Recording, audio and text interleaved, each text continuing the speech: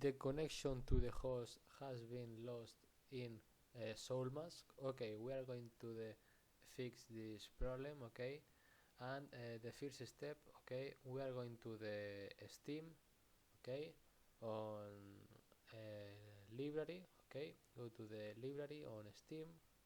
Okay, click here, and here you go to the recent games. Okay, or all games. Okay, and go to the Soulmask. Okay, you install it. Okay, here Soulmask, and you click Soulmask, and you go to the properties. Okay, here you go to the manage.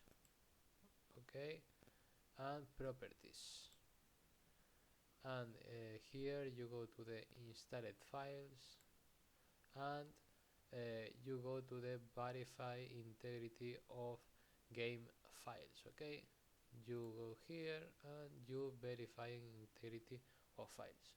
Okay, the two fix. Okay, go to the here, and the you have a Soulmask. Okay, the point exe.